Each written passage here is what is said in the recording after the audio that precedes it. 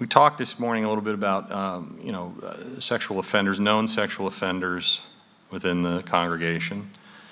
Talked a little bit about LGBT issues, and LGBT stuff is,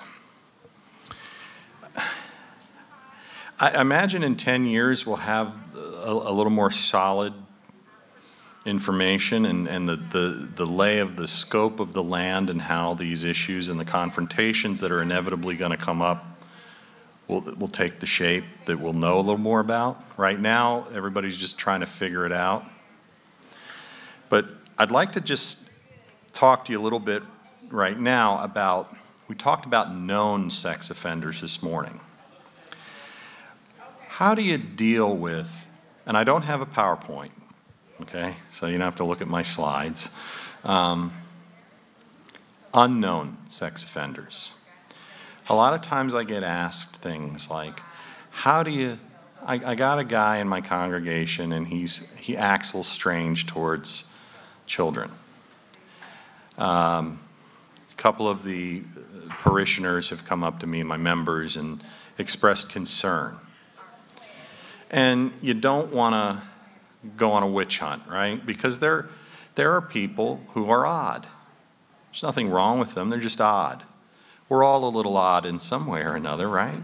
I mean, that said, if your antenna's up, if the hair on the back of your neck is up, it's not a bad idea to in a discreet way, say something to somebody. Express your concern. If there's nothing to it, there's nothing to it. If there's something to it, you'll be glad you said something. But people often ask me, how do we tell? How do we tell in an adult if they're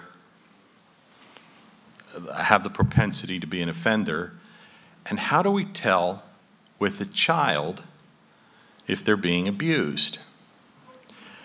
There's no magic litmus test, but I'd like to give you a little bit of a framework of things you can look for. They're not always about somebody being abused or abusing someone else, but they're just factors that should cause you to take notice, okay? For the adult who you think may be an offender, things such as what you might call an unnatural attraction towards young people or children. Now that's tough. Right? You all are pastors. Our church is run on the oil of volunteerism, right? Because if you, the pastor, had to do everything, they'd have to clone you. So you have to have volunteers. And some of the volunteers have to work in youth and young people's ministries. So you say, well, an unnatural attraction towards young people. I teach in my son's middle school Sabbath school class. I coach baseball in the summer. Most of the time when we go to potluck at church or at somebody's house, I end up hanging out with the kids. I'm the guy that's going to raise the red flag for you, right? Well, the reason I hang out with the kids at potluck is I'm not a gossiper. Okay? I don't want to hear about this, that, and the other about, Sister Smith and Brother Jones. Believe me, I get my fill of that at work, and I don't want to hear about it on Sabbath. I'd rather listen to these kids talk about whatever it is that's on their mind, But I'm the guy that you might think is a little strange. Okay, I'm not strange. Well, I'm not. Whatever, you may think I'm strange, but that's I'm not a deviant, but these are the people you want to look at, okay? A person, an adult who singles out a young person as their special pal or their special friend, right? Gives a child gifts, takes them to Starbucks or Dairy Queen or I don't know, McDonald's, whatever. That's something you might want to get your attention around.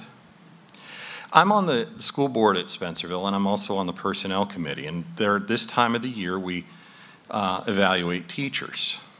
y'all are know exactly the process we're going through, right? Because most of you have your churches are constituents with a particular school, and you know how this works in the spring. Well, I do something that might be a little unusual. I talk to the young people in the school that I know, and I don't say, "Oh, well, do you like Teacher Jones?" You know, I don't do that. How's it going? It's going well. What's your favorite subject this year? English. Oh, who's the English teacher? Mr. Lutz. Well, so he's a good teacher? Yeah. What do you like about him? Well, he explains things well. Is there anything you don't like about him? Yeah, he's late sometimes. How much information have I gathered in that little conversation from a young person, from a person that's in the class? Now, you know, Mr. Lutz is a nice young teacher in our school, and I don't mean to pick on him, but what I'm saying is I do talk to these young people. I do that not only because I like most of them, and I've known most of them their whole lives, but this is an exercise in me evaluating for my function on the board what's going on in the school. But you know what? I don't take the kid to Starbucks to do it. And I don't do it alone. You know, it's after the Pathfinder thing the meeting is over. And they're sitting around waiting for their parents to come. I'll come up and sit with them and talk to them in the middle of the multi-purpose room with everybody around, you know. So that, you know. But if you have someone who has a special young person friend, if you walk into, let's say, a room like this. We were all eating about 3/4 of an hour ago or so. If you walked in here and there was an adult sitting with a young person in this room by themselves talking, and when you walked in the room, the conversation stops. Well, I know the paranoid amongst us would think, oh, they were talking about me. Probably not. But they may have been talking about something they didn't want to hear another adult hear about. Those kind of things. Those are behaviors that you want to take notice of. The picture taker, the guy who comes around all the time taking pictures at all the events. I talked with one of the pastors after our morning session this morning, and we talked about somebody, or it may have been in the open session, a question was asked about taking pictures during an event. The guy that takes pictures, he has no children in the Sabbath school class, but he always comes around, takes pictures. You have anybody like that in your churches? I don't see it often, but I see it from time to time. Okay? The person that doesn't have any official role in the Adventurers, Pathfinders, AVS, Sabbath school, but he's always around. That guy. You know who I'm talking about? I mean, have you seen this before? These are the people you want to just keep your eye on and see what's going on. Grooming behaviors. You've heard that? Have you heard this expression, grooming behaviors? Okay, there's a psychiatrist. Her name's Elizabeth Loftus. We've used her a couple times as an expert witness. She's a forensic adolescent psychologist. And she explained it to me this way once, you know. The touch is like opening a door. We're all comfortable in the West with shaking hands, or most of us are, some aren't. But most people, if you walk up and you say, "Hi, I'm Bob Burrow," and I extend my hand, you know what to do, right? You shake my hand. That's a way we greet one another. Well, that's fine. If I touch you here, probably still okay. If I touch you here, these are all doors you're walking through. A hand between the shoulder blades, a hand on the middle of the back, a hand on the small of the back, a hand on the buttocks. You see, and with an adolescent, you walk through each of those doors, and there's the acceptable doors, shaking the hand, even the hand on the forearm. By the time you get to the buttocks, to the groin, to the chest, to the this, to that, the door has always been opened. Each time you touched in a different place, and this is a technique. Watch that stuff too. Okay? If you see somebody, now a lot of you get this in the coaching, right? How many of you ever coached basketball? I'm not much of a basketball coach. I played in high school, and I was, a marginal player. And believe me, I wasn't going to ever earn a living at it. And I'm even worse at coaching. I am a good baseball coach. But you've seen basketball coaches. You turn the body, right? You're trying to teach them body positioning. Well, if you're coaching the girls' team, you're already on dangerous ground, but the hands on the shoulders is probably how you position the body, not on the hips, Probably not even hands on the shoulders. I don't know. I mean, these are all things you got to look at, right? Baseball, there's not as much touching, although you do position somebody when they're batting, particularly in the batter's box. You want their legs, the weight to be distributed a certain way. You want their shoulders back a little bit. You want the hips to turn and the hands follow through when you're hitting. You understand these things. I used to coach T-ball. Well, you know what T-ball is. The ball gets hit and, 10 kids all run after the ball, right? But there's a lot of tears in T-ball. And sometimes they come up and they want you to hug them. I'd always ask permission, can I hug your son? Can I hug your daughter? Parents standing right there. They need somebody to, comfort them because the emotions well up and everything. But you need to watch if you have somebody like this. Now let's flip to the abused young person or child side. How do you tell that?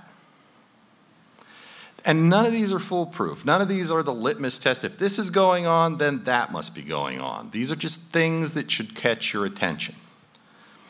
Okay, on the child side, you have a child who is academically excellent or superior, and you have a sudden drop in the grades or no interest in academic things at school.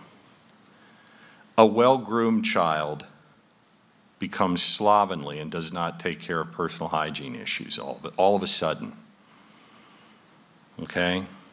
Change in clothing style. Not to say that every kid doesn't do some weird things with their clothes and their hair. My kid had a mohawk this summer, And I got this, he was honoring a Native American tribe that, blah-de-blah, and I'm listening to him and I says, if you want to wear a mohawk, it's fine.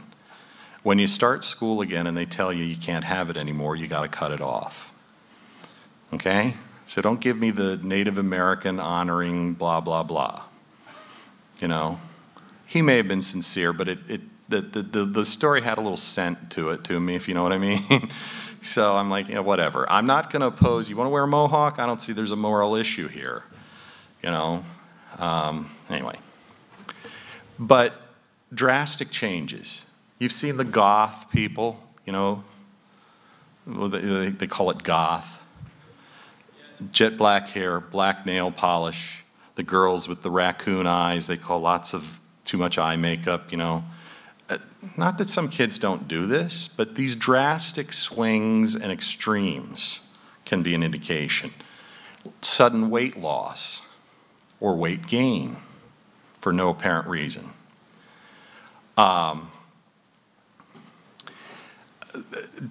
Descriptions and discussions of things sexual beyond their maturity and their years. These are all things you should look at. Okay? So these are some things that you need to keep an eye on. You need to look at. There can always be other explanations. Sometimes it's medical or psychological. But these things can be indicative of abuse. So these are the kind of things that will help you. Now, what I'd like from you is from this morning's session, I wanted to provide you with an opportunity to discuss other things or to answer other questions as well. And I wanted to leave this kind of open. There was one of the gentlemen, and I don't see him here, and I'll start with his question. He asked a question of how the issue of government funding impacts LGBT rights or LGBT intrusions, or however you want to characterize it. The truth is that it does. Whenever you're taking grant money from the government, you have to be clear on the application. There are applications for grants. I don't know how many of you have worked with this. And you need to indicate that, you know, when they say, they have generally a broad anti-discrimination clause saying we don't consider grants to any organization that discriminates, you know, based on race, gender, national origin, religion. I think you need to carve that out and say we do reserve the right to discriminate based on our religious beliefs, but everything else we agree to. Sometimes that works, sometimes it doesn't. So, and I can't remember the fellow's name that asked the question, but I don't know what other questions there may be, if there are any, but I'll start with you. We have a very primitive policy right now of what to do if a man walks into the ladies' restroom. We thought, well, if one of the male pastors sees it, walk in behind him and say, man in the restroom, meaning ourselves. If it's a female pastor, she just walk in and just kind of keep eyes on him. Can you give us a better system? I think if a man walks in the ladies' room, and you're talking about a man who presents as a man, I'm assuming. Yeah. You know, I go down the hall here and go into the ladies' room. I think in that situation, I think you need to ask that person to use the men's room, and you have to force the confrontation. Because if you have women in there, you may have women with little kids in there. I mean, when my children, I have 2 boys, when they were little, my wife would take them into the ladies' room and let them, you know, do their business in the stall. I can't speak for women in general, but I think most women understand that, you know, a 3-year-old kid isn't in there for some sexually deviant purpose, you know. But if the kid's 33, that's a little different. What if they say, but they relate as a woman? And that we're discriminating against. I think at that point you say, we're going to have a discussion about this. For now, use the men's room. You relate as a woman, that's fine. You can relate however you'd like, but at the, you know, whatever church you're talking about, we'll just say the Acme. I'm a Looney Tunes guy growing up, so I'll say the Acme Seventh-day Adventist Church. We're fine. You can relate however you'd like. You're free to do so. But this is a Seventh-day Adventist church, and we are asking you, read, demanding of you that you use the men's room. This is not the place to make a political statement or what have you. You know, you certainly have the right to relate however you like, but, you know, I think what you say to them is, please respect our right, you know, to within the context of our church sanctuary and our facility, to impose our standards, even on visitors. You know, it is not a perfect answer, but I think you need to have that confrontation. All right, we'll quote you. You can quote me if you like. I mean, look, they're not going to just say, "Oh, okay." You know, that's not how they're. You know, okay, that's fine. You know, you're going to have a fight, because some of this is not about a particular person's honest desire or honest confusion. It's about pushing you around, pushing these. They think, many of these people think we're a bunch of fruitcakes. You know, and they can think whatever they'd like. There's no thought police in the United States. You can think whatever you like about anybody. But we do have the right to worship as we see fit and to impose a minimum of behavioral standards within our facilities. Some of this legislation is going to be problematic, though. In Montgomery County, where the GC sits, they passed an ordinance requiring transgender bathrooms, a county ordinance. And I remember I talked to the then general counsel, Bob Kite, and I said, when's the construction starting? You know, I was making a joke, but someday Somebody will come in there and say, where's my transgender bathroom? And there'll be a lawsuit over it. So, yes, sir. And then you. I was just going to say, and this is difficult for church structures, they're already existing. But you've got, Walmart's got a family bathroom that a man and woman can use. Right. And, if someone's doing a construction project, I'd be really tempted to have a family bathroom that can be used by anyone. They just close it. I think at that point there'd be no issue. It does take the wind out of one's sails because it's a one-hit wonder bathroom. It's a one toilet, one sink, one person, and however you view yourself, as part of the human species, you go in there and you do your business and you leave, and it's no skin off anybody's nose. The truth is, in a lot of the European countries, and I don't want to bring up Europe as some grand ideal, but they have those type of bathrooms in many places where it isn't gender specific. It's just, now they have other, well, they do have that too, where you just go in and whoever's there is there, and that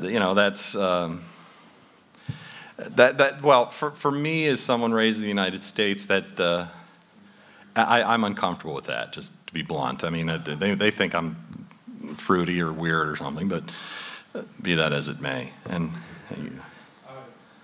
basically the same question. Well, you are gonna face those type of issues, and this is all kind of bubbling up at the county level as well. Your state may not impose this, but counties, the laws go all the way down to counties and cities. We'll go with you and then you. Just something to be addressed that's on the bigger note. I just feel the devil's just working. We have a lot of people just finally getting on, this is what LGBT is, but there's also a surge coming with the Q, so it's LGBTQ. Now, it's something where you have a guy walking around like the old Snickers commercial. Sometimes you feel like that, sometimes you don't. That it's just this is the way God created me. How can we be politically correct and Christ-centered in our presentation to these guys so they don't feel they were offended when they walk into our sanctuary? And some of our churches are old. Right. It's a men's room, girls' room. Right. And then it's like, what's your recommendation to some old structures? I don't think you have to, I don't think we should go out and spend money to accommodate, the whatever is, the popular notion of the day. But getting to your point about not being offensive, I think the way to, and when I spoke to you about having a confrontation, I think a confrontation should be done in private. I think you take this person into the pastor's study or a private room. You don't do it out in the middle of everything. That's one way of showing respect and acknowledging their dignity. And I think you have to evaluate whether you're really dealing with, and I'm given to understand that the Q thing means questioning, which means they're just they're confused or questioning. Is that what that means? Tell me. Queer. Okay. Okay. Well, see, queer when I was growing up, and this is how language evolves, I guess, or something. But when I was growing up, I came home and used the term queer in front of my mother. And I meant the term to mean, yeah, pretty much. I meant the term to be strange or weird. My mother advised me that meant, in her day, going back to the 30s, homosexual. They called homosexuals queers. I was in like 5th or 6th grade or something. I didn't know what a homosexual was. I didn't know what that was. And the term queer, as we used it, you know how boys are, that type of thing. We meant a weirdo or a strange person or somebody who was odd or different or whatever. We used to have a game. It was Smear the Queer, right? It wasn't gay. The kid that grabbed the football, everybody else tried to tackle him. Smear the Queer. It rhymed, you know, and everything. We didn't mean homosexual. We didn't know what, I mean, you know, that's the context. I come home and I tell my mom, what'd you do today? I played Smear the Queer. And you're exactly right. My mother was a 5-foot Italian woman. Boom, you know. I'm like, what? And that's a dirty word. You don't use that word. What's dirty about it? Well, language evolves.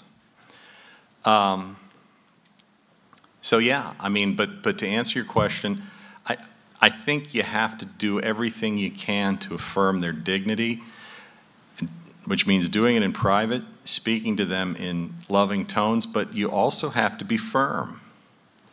That while you know, we believe Christ died for you, we want you to come and worship here, but we're not going to change our theology to suit choices that you apparently are making. I admire many things about our faith and about other faiths as well. One of the things I admire about, at least up till recent years, our friends in the Church of Rome is they don't, at least until recent years, they don't change with respect to what's stylish. Now that's changing in Catholicism as well, with the new Pope, who seems to be the politically correct Pope, you know. But we don't have to, and we shouldn't, and we can't bend to what's stylish. I think what we have to do is to show them that we love them and that we acknowledge them and we know that Jesus died for them.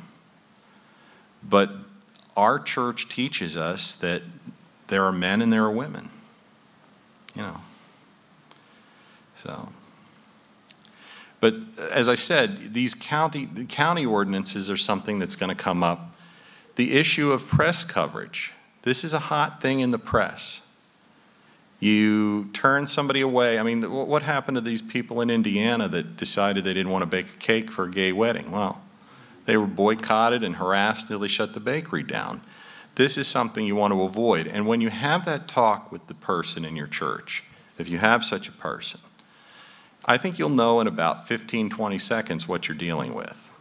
Whether you're dealing with someone who really is confused, really is searching, really is there and wants to be, you know, involved in church, but also wants you to bend, or you're dealing with somebody who's trying to make an issue or present an issue. Yes, and then you. I don't know how many of you have heard about the documentary Georgia-Cumberland. The opportunity, actually I had the opportunity to see it before it was even received its final edit. But it's a number of several Seventh-day Adventists who have come out of the gay and lesbian lifestyle. They held a showing of that in California just a few weeks ago.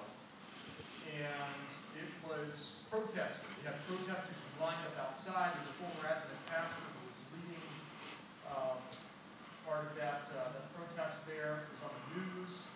But the way the church handled it was absolutely incredible. They went out, they offered food and water to the protesters, invited them to come in if they needed to use the restroom, you know, and it took the air right out of that protest. Yeah. And several of them came in and watched the documentary. Just absolutely amazing how the Lord worked there. So even sometimes when there's that opposition, the Lord can turn that into something good. And I highly recommend for anyone who gets a chance, especially when it comes out to the point where you can, you know, get a copy of it on DVD, I highly, highly, highly recommend watching it. Taking a look at it, yeah. What was it called again? It's called Journey Interrupted. Journey Interrupted. Yes, it's put out by Coming Out Ministries. Okay. Yes, sir. And you're saying pull them into a room or go into to the pastor's office and have a conversation or something.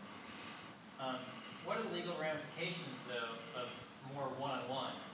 You have to be very, very careful because you have a conversation. They come out and they say whatever they want to say that you said. You have your opinion of what was said. Yes. And that happens whether it be pastors, you know, with counseling need to be very, very careful. Whether you have teachers with students that feel like it's okay to close in their office one-on-one with a student for extended periods of time with no one else in there, and it's a he said, she said. So what are the ramifications of those sort of? It's not a bad idea to have your head elder with you, or a trusted deacon, or another lay church leader. Also, the issue of the other issue. I mean, you didn't really touch on it, but you touched on it in my mind. When you bring somebody into a room, there's always the chance that they'll claim that they were falsely imprisoned. And I think the way you avoid that is you bring them into a room where they're sitting next to the door or with their back to the door, and you're behind that. And the door can even be left open ajar. Because if the person's there to make an issue, they're going to make whatever issue is made available to them. But I think, for you as frontline ministers, essentially what you're trying to do, what we're all trying to do, but what frontline ministers are trying to do in large part is maintain and lead spiritually their current congregations and reach their communities and reach other people within your communities to grow the congregation. I mean, I know that's an oversimplification, but that's essentially what you do, right? And present Christ to people. I think that's the formula that you use to present to people who are pushing back against our standards. The same thing. But if they're there to get their name in the paper to make a story, they're going to make a story. It's going to be a story. What your story's got to be is, and I'm sorry, brother, I don't know your name. What was the name of the movie? Journey Interrupted. That's the John Gotti trip. How many of you know who John Gotti is? Okay, he was a mobster in Brooklyn in the 80s. When the FBI people were out surveilling, they used to call it the Brooklyn Fishing Club. How many of you have been to Brooklyn? There's no place to fish there, okay, really. Where they met was called the Brooklyn Fishing Club. And the two FBI guys that were sitting out there surveilling them, Gotti would send a guy out with a plate of food. I didn't eat it. He wasn't trying to be kind. He was trying to be a smart aleck.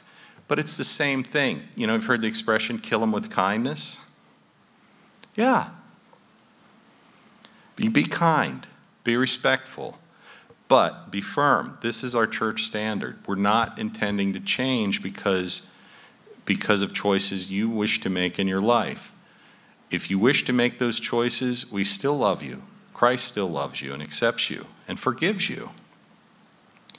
But the church does not plan to modify its standards on these things because of choices you wish to make. There's a kid from Andrews University, he's probably, I don't know how old he is, but he blogs on the Huffington Post. You know the kid I'm talking about? He's very articulate, this guy. Writes very well. It'd be fun to debate him, but it probably wouldn't do any good. But he's very pro-homosexual, and he's very critical of our church, in that he points out our inconsistencies, and we have them. We have inconsistencies and things that we don't do that he characterizes as hypocritical.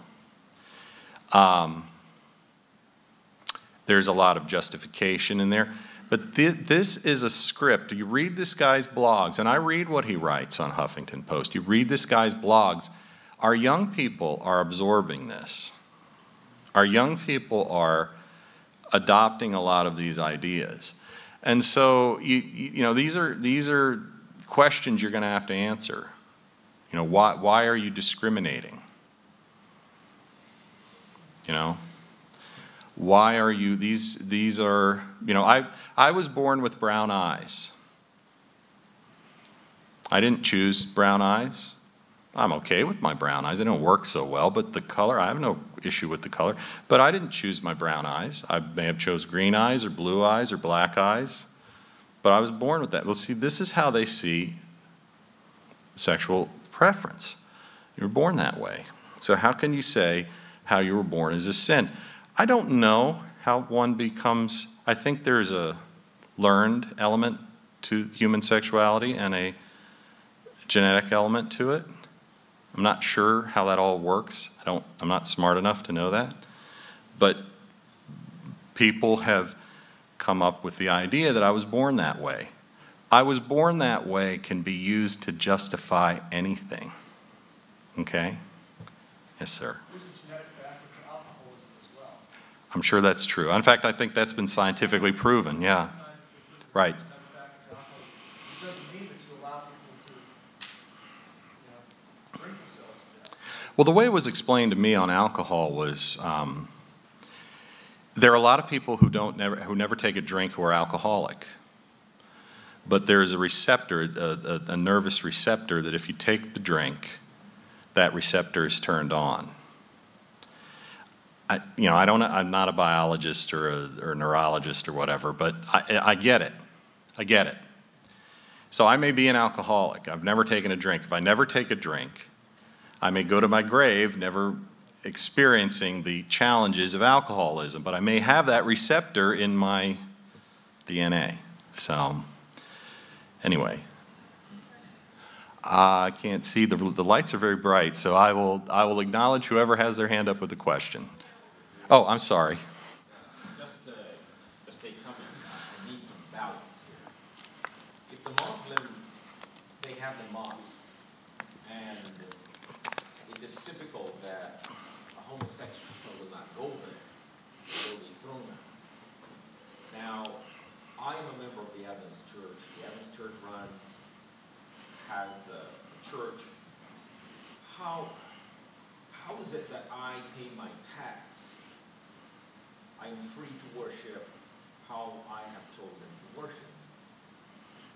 How is it that the law of the land is going to tell me that the Muslims have a right to throw them out, but I don't have a right to throw them out? And this is connected with the 501c3. Yeah. C3. Where is the balance? And that is what I'm seeking to define. Where is the balance? Because I feel that we are discriminated against as a church, then the Muslims are not discriminated against. That's a very layered question. The truth is, as I see the landscape in the United States in 2017, and this goes back to post 9/11. I don't claim to know intricately the faith of Islam. I don't. I have read several books on we believe this was a 9/11 event. Muslims have been at war with the West since Thomas Jefferson's day. Thomas Jefferson, you know the Marine hymn? You know? How many of you are there's no such thing as an ex-Marine? Any Marines?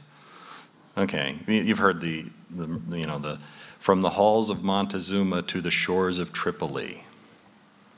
One of the first Marine missions was to squash what they called the Barbary pirates. There were Muslim pirates from Libya who were coming out and sabotaging ships from England and the United States and taking the cargo. And then they would take prisoners and basically ransom them. We've been having confrontation with Islam in the West since there has been a United States. It's never been to the point of 9/11 until 9/11. And now a lot of people notice. Now, as far as your question about balance, since 9/11,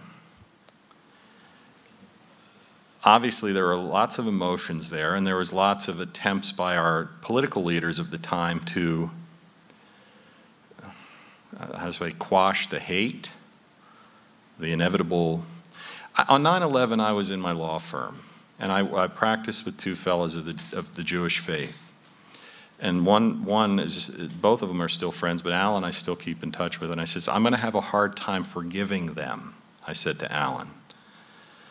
And he said, that's your Christianity talking. We don't have to forgive them. And I said, yeah, it is. I said, Jesus commands us to forgive people who do really horrible things to us, right? That's what, you know. And he says, well, we don't have the same. I don't know whether he's correct theologically. Again, I don't know the Jewish faith either. But I think there has been a overcompensation. This started with President Bush. It's continued with President Obama. What President Trump does is probably anybody's guess at this point. And I'm not trying to be funny. I mean that sincerely. But, you know, I think with George Bush, he was attempting to tamp down the natural hatred that would be exhibited towards Muslims after that. I don't know what Barack Obama's motivation is. I won't speculate. And as far as our new president, we don't, again, I don't know. But I do think that if you were to talk to a American Muslim, they would say the opposite of, I mean, they'd say the same thing what you said directed towards them, that we, Muslims, are discriminated against. People are committing hate crimes against us, and people are, you know, hating on it. We have 8 mosques within a 10-mile radius of the school that I've spoken about this morning. I don't know much about Islam, but I do know what I see on the news. And I wonder what's being taught in those mosques. And I don't mean about their faith in Allah. I don't mean that. I mean, I wonder what they're teaching their children. When we do VBS in the summer, we're not teaching our children to hate on anybody. I wonder what's going on. I mean, I don't know. So, I mean, but... Your statement is you're making an assumption that perhaps, no, I'm not saying you're making an assumption. It sounds like you're making an assumption that perhaps is what's being taught in Islam. I think it's clear that if there are certain sects of Islam, at least what I've read on the news, what they call the Wahhabi sects, that they are being taught hate. They are being taught to hate Jews and Christians. I think there are lots of sects of Islam, and I don't pretend to be an expert on it, but I think there are certainly some that are teaching hate. And I don't know what's being taught in the mosques within if you take a circle and run around, you know, and that's, you know, this isn't about what's going on in Saudi Arabia for us. This is about what's going on 10 miles from our school. And I don't know. I don't know the answer to that question, but it does scare me. I'll be blunt with you about that. Just a follow-up question. This has to do with, it's about 10 years ago, there was a pastor somewhere in Texas who was preaching against the gays, and he used a terminology that you could put them in one place and you fly a helicopter over to drop food off for them. He made an illustration like that, and a lot of persons were upset. Now, where I'm concerned as a pastor in the Adventist Church, I'm preaching Romans 1:27. You'll have to clue me in. I don't know what that passage says. So. Believing the natural affection of a woman, you know, man burning lust after one another.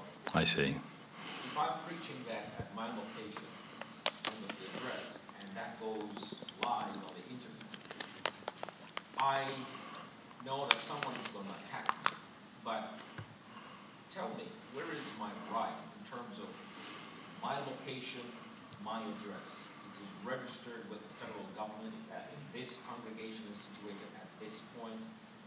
Isn't it my right to preach as thus set my doctrinal beliefs with my church?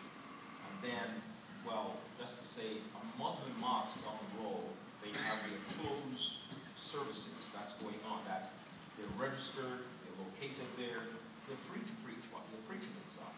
Now, my question is, I don't know how the federal government is going to withhold the privileges because I am preaching against persons who felt more or less that I'm against them when I am registered to preach and have free speech in my congregation.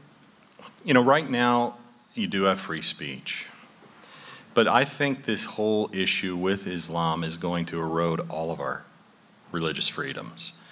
Because when you think about, there was a lawsuit, not Giuliani, but who was the next mayor of New York? Not Bloomberg, but the one before that. De Blasio wanted to surveil all mosques because he thought, they should be put under surveillance, right? Think about that for a second. I have no doubt that in some of those mosques they're preaching hate. I have no doubt that in some of those mosques they are not. But think about the next step.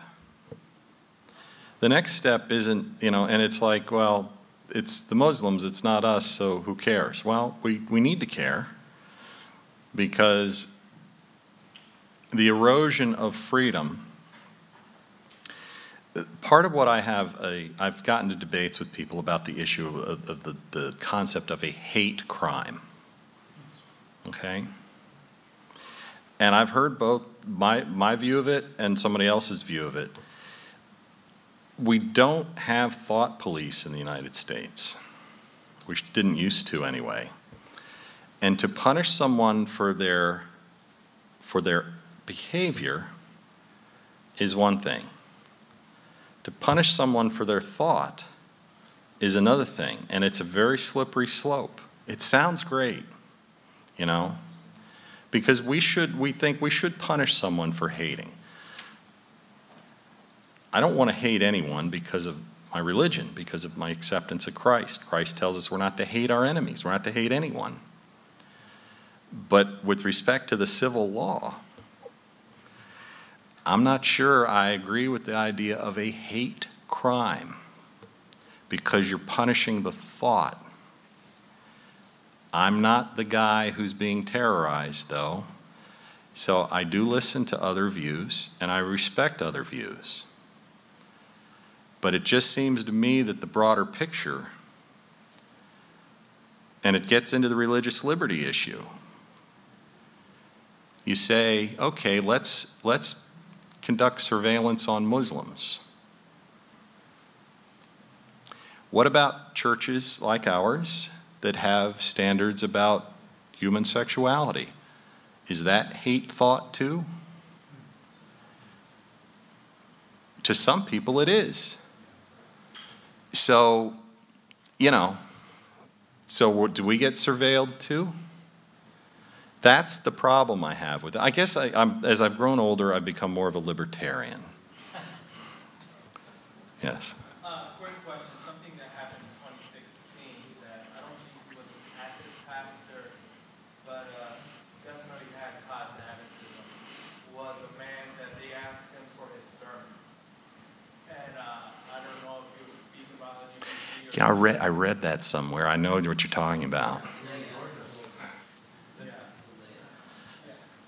My question to you, someone like myself, I need to improve about being a manuscript preacher and having all my words detailed, but I don't do that. So legally, if somebody wants my sermons, if they're not recorded, you're not. You're out of luck. Yeah, seriously. So Well, I don't know what a preacher does to prepare a sermon. Some, I suppose, write them out verbatim. Some have an outline, I assume. Some have, note cards. When I used to do when I was doing trial work, and you do opening and closing, I had these little index cards, and just one point on each one, and I'd just sit there, and I'd be in front of a podium, and I'd walk around, and I'd go back, and then flip. That's the next point. And I knew what I wanted to say, but a lot of times too, the outline and the stuff like that is a crutch for you're afraid of having brain freeze, and you already know what you're going to say.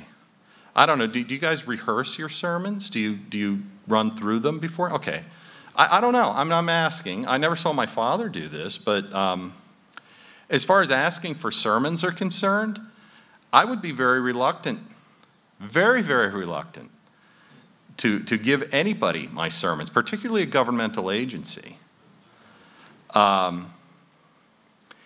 We're not always going to have the First Amendment in the United States. The Constitution is under attack. The First Amendment is something that I find very precious beyond the religious liberty, but the freedom to speak and to assemble and the freedom of association. You can look at this country and see how these freedoms have eroded. I mean, they have. And I'm not pointing the finger at any political party. They both have a hand in this, all of them. But I'm concerned about our religious freedom. And I think part of the way that our religious freedom is going to erode is under the rubric of national security with Islam, and under the sort of the what I'd call loosely hate speech, hate crime with homosexuals. And I think we as a church are going to need to collectively push back and join our fellow denominations who share similar views. But, and you know, I don't know what to say to people when they say, look, how can you be in favor of, you know, hating on people? I think there's a difference between preaching about what we believe the Bible sets forth as the best lifestyle, and saying somebody's a, you know, rotten, loathsome person who we won't associate with. I think there's a big difference. But the challenge for us as Christians is when we do encounter these situations is to not let somebody else caricature us. Yes?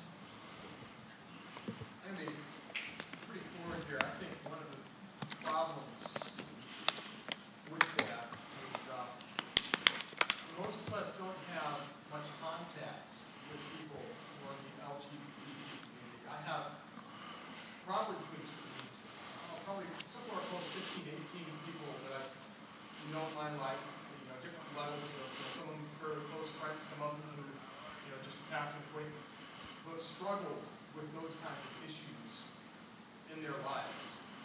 If we make it a point of going out and meeting these people, instead of waiting for them to come to us, if we go out and just become friends, doesn't mean you have to go out there and teach them that they're going to go to hell if they don't change. Just go out there and show the love of Jesus. I think it's going to make it easier when these things come into the church. So, you know what? I've got some friends who, you know, are this way. You know, I think it's, you know, I think it'll make things a lot easier if we're more proactive in getting to know what the struggles are. I agree. My first real encounter with gay people was in my law practice. I had gay clients. In fact, I defended a man who was sued in Baltimore in a same-sex sexual harassment case. And he interviewed me. He said, "You're not one of those Christians, are you?" I said, "I am." He said, "Do you hate gay people?" I says, "I've told you I'm a Christian." I said, "Christians are taught, and I feel no hate towards any man." He says, "Do you hate me?" I said, "Why would I hate you? I don't even know you." He says, "Because I'm gay." I says, "Look," I said, "if you're asking me what I think about homosexuality, I'll tell you." I said, "I think Jesus loves you. Jesus died for you. And yes, I think practicing homosexuality is a sinful lifestyle. But can I represent you? And can I be your friend or your lawyer? Yeah, I can do all those things. Now you got it. You choose. Do you want me?"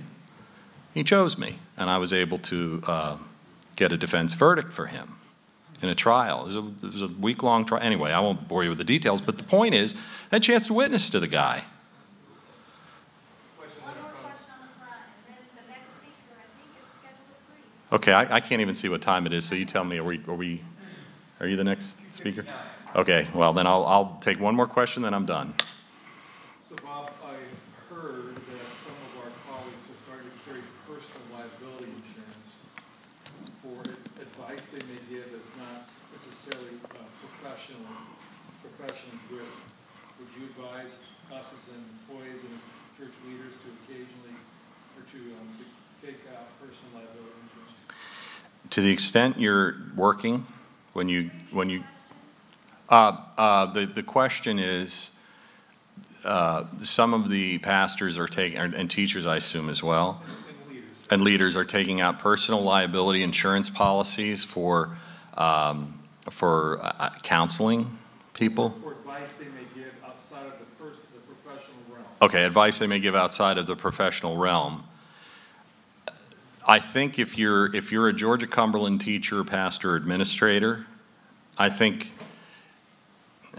you have professional liability insurance that your conference purchases through ARM for you. If you're doing some type of a counseling service on the side that's outside of your employment with the conference, that's when you would probably need to purchase your own policy. But anything you do that's connected with your situation with the conference falls under your ARM policies. Does that address your situation? From time to time, we'll be asked their opinion on something. I see. About somebody's life or personal life, so they give an opinion. The person comes back later and says, "Hey, is that what that didn't work out? I'm in the The issue of whether or not you're within the course and scope of your employment with a pastor, pretty much a pastor is a 24/7 person, as far as I see it. It's with a guy who punches a clock, you're either on the clock, you're not the clock. When is pastor off the clock? I don't think I've been doing this a long time. It's never been an issue. I would not recommend it. I think you're wasting your money. That just, Can I just follow up with that? Are there instances where the insurance would not cover us? Like say we do something really... If you're doing something like giving psychotherapy and you're not qualified or licensed to, then you'd have a coverage issue. No, I mean, If you're serving as a pastor, though, you're covered. Yeah, I mean, say you're a pastor and you have a delicate situation. I'm dealing with someone who seems to have predatory tendencies towards women, but it's a lot of hearsay and other bounds where if I made a mistake and said something that legally really shouldn't be said, am I then out on my own? No, making a mistake doesn't negate your coverage. If you intentionally lie, I'm not saying you would do this, but if you knowingly lie to somebody, you'd have a coverage issue for things like defamation. In other words, if I knowingly say that Miguel's a thief, and I know it's not true, but I'm doing it deliberately to besmirch his reputation, I'd have a coverage issue. But if I make a mistake, and I say, Miguel's I don't want to pick on you, Miguel, anyway. But a deliberate lie with the intention of harming him, yeah, you'd have a coverage issue. So anyway, I'll conclude. I'm sorry I went over a few minutes, but thanks for your attention. It was a good discussion, I think.